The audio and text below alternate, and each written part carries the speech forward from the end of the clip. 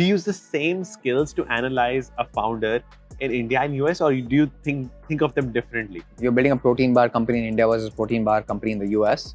The markets are very different. Like here, people are much more educated. The per capita consumption with just protein is way different than per capita consumption of protein in India. So there's a protein deficiency. It's an epidemic in India right now.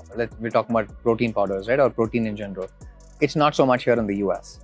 People are much more aware that they need protein. And it's a much more carnivorous diet that people have here. So people have been having protein for most of their life. Of course, vegan trends and all have been around, but largely people have eaten meat their entire life. India, not so much. So there's a little bit of education that needs to become involved. So when I'm looking at founders who are building, let's say, protein-based companies, it's a little bit more saturated here because there are so many players in that space. Like you walk into a Whole Foods and you just go to like protein bar category, you'll find like 30, 40 brands there. You go to India, you'll probably find like 10, maybe now 10 to 15 now, but maybe like 5 years ago, you probably had like 1 or 2. So you're looking at different markets, different kind of outcomes, different kind of growth strategies, different kind of founder insights also. And most importantly, you're also trying to see what kind of investors in the next round will also want to fund something like this. Because if it's not part of somebody else's thesis, then I'll put in money now, but how do you grow? Like I also need to be convinced that they'll be able to raise next round of capital. And that's also very important. You can't just keep building without, the next round of investors wanting to invest and take your company next stage.